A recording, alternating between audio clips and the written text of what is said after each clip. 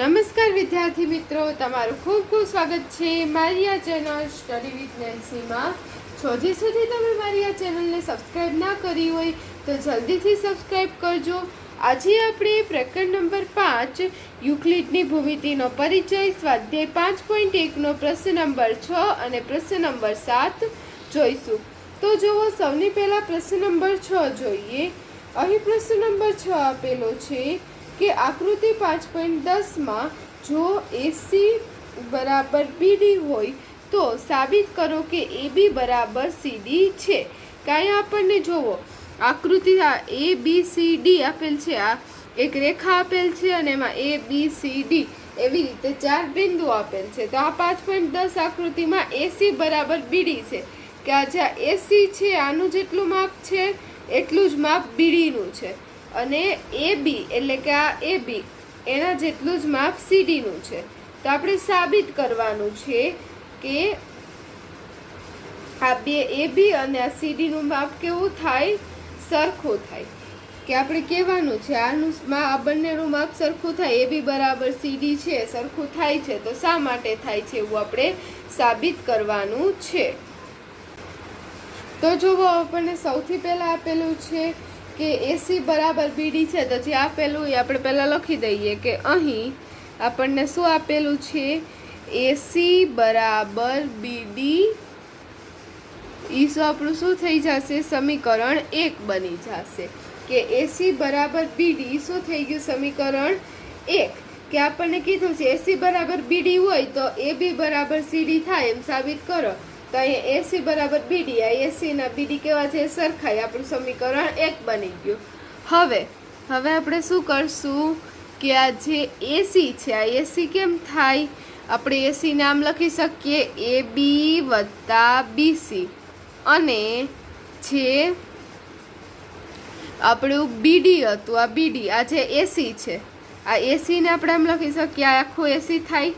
તો AC ની વચ્ચે B આવેલું છે એટલે આ AB અને આ BC આ બંનેને જોડી દો એટલે શું બની જાય, AC. એટલે AB વત્તા BC બરાબર AC. એવી જ રીતે BD, તો આ BD કેમ થાય, BC વત્તા CD, BC વત્તા CD. તો હવે આપણે જોવો, આપણે ઉપર જે વાપરું એવી રીતે કરવાનું કે આજે પહેલી સમીકરણ 1 હતું એ સમીકરણ 1 માં આપણે આની કિંમત મૂકી દેવાની. AC અને BD ની કિંમત છે એ સમીકરણ 1 માં મૂકતા કે AC અને BD ની કિંમત સમીકરણ 1 માં મૂકતા. તો જુઓ, સમીકરણ આપણું 1 શું હતું, AC બરાબર BD. તો આપણે AC બરાબર કેટલા લખ્યા, AB વત્તા BC, AB વત્તા BC, અને BD બરાબર કેટલા લખ્યા, BC વત્તા CD. તો અહીંયા તમે જોશો AB વત્તા BC બરાબર BC વત્તા CD. તો અહીંયા હવે જોવો BC કટ થઈ જશે, કેમ કે આ BC બીજી બાજુ જાય એટલે માઇનસ BC થાય, BC માં BC જાય એટલે 0, એટલે આ BC અને BC કટ થઈ જશે. વચ્ચે આ બાજુ વધ્યા AB, વચ્ચે ઇક્વલ ટુ ની નિશાની, અને આ બાજુ CD, એટલે AB બરાબર CD. આપણને જે પ્રશ્નમાં પૂછ્યું તો સાબિત કરો કે AB બરાબર CD છે. તો આપણે અહીંયા સાબિત થઈ ગયું કે AB બરાબર CD છે. તો હવે જો આપણે લખીએ કે તે સાબિત થાય છે, તે સાબિત થાય છે. તો આ જુઓ, આપણા પ્રશ્ન નંબર 6 નો જવાબ આવ્યો. હવે આપણે પ્રશ્ન નંબર 7 જોઈએ. તો જુઓ, પ્રશ્ન નંબર 7 આપેલો છે કે યુક્લિડના સ્વયંસિદ્ધ સત્ય 5 એક સનાતન સત્ય કેમ માનવામાં આવે છે. તો જુઓ, યુક્લિડના સ્વયંસિદ્ધ સત્ય 5 કે યુક્લિડનું જે 5મું સ્વયંસિદ્ધ સત્ય છે એને સનાતન સત્ય કેમ માનવામાં આવે છે. અને આમાં પછી કીધેલું છે કે યાદ રાખો કે આ પ્રશ્ન 5મી પૂર્વધારણા સાથે સંબંધિત નથી.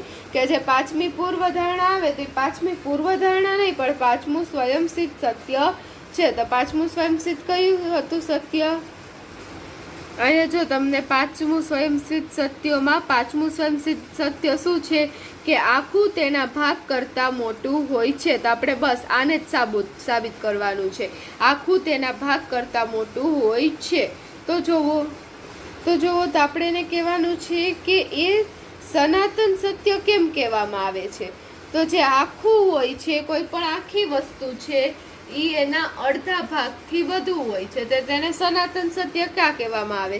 તો આપણે લઈ લે કોઈ વસ્તુ છે કે એક ચોરસ છે કે કોઈ પણ વસ્તુ હોય, એનું આ જે આખું છે આ શું કહેવાય, એ આખું કહેવાય, આખું ચોરસ કહેવાય. એનો કોઈ ભાગ હું આવી રીતે કોઈ ભાગ દોડ દઉં તો એનો એક ભાગ થાય. તો આ આખું છે એના ભાગ કરતાં શું હોય, મોટું હોય. તો આમાં શું આવે, એ આપણું સનાતન સત્ય છે.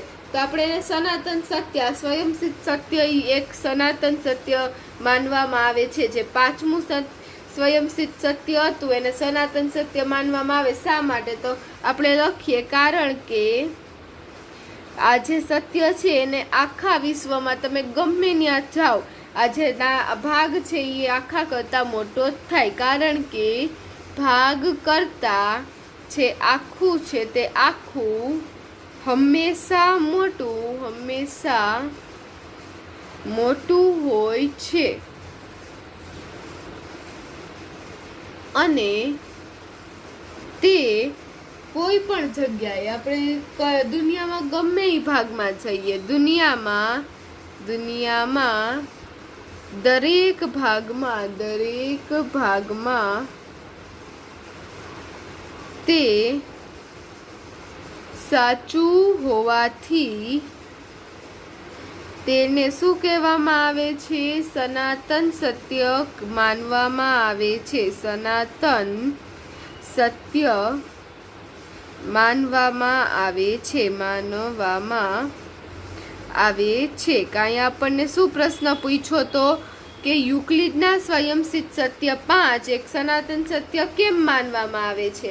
તો આપણે લખ્યું કે કારણ કે ભાગ કરતા આખું શું હોય, હંમેશા મોટું હોય. ને આપણે દુનિયામાં દરેક ભાગમાં તે સાચું પડે છે કે તમે ગમે એ દુનિયાના ભાગમાં થઈ જાઓ, જે આખું છે એના ભાગ કરતાં શું રહેશે, મોટું જ રહેશે. એટલે આ બધે જ છે આ સિદ્ધાંત, આ સત્ય. એટલે આ યુક્લિડના આ સ્વયંસિદ્ધ સત્યને શું કહેવામાં આવે છે, સનાતન સત્ય કહેવામાં આવે છે.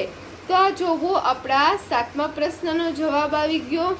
અને અહીં આપણો જે પ્રશ્ન નંબર 6 અને પ્રશ્ન નંબર 7 હતો તે પૂર્ણ થાય છે. જો તમને વિડીયો પસંદ આવ્યો હોય તો લાઈક શેર સબસ્ક્રાઈબ કરજો. જો હજી સુધી તમે મારી આ ચેનલને સબસ્ક્રાઈબ ના કરી હોય તો જલ્દીથી સબસ્ક્રાઈબ કરજો, જેથી તમને મારા બધા જ વિડીયો સૌથી પહેલાં મળી રહે. અને જો તમને વિડીયો પસંદ આવ્યો હોય તો તમારા ફ્રેન્ડ્સને પણ જરૂરથી શેર કરજો. અને જો તમને કોઈ પ્રશ્ન કે ડાઉટ હોય તો કમેન્ટ પર જરૂરથી લખજો. Thanks for watching.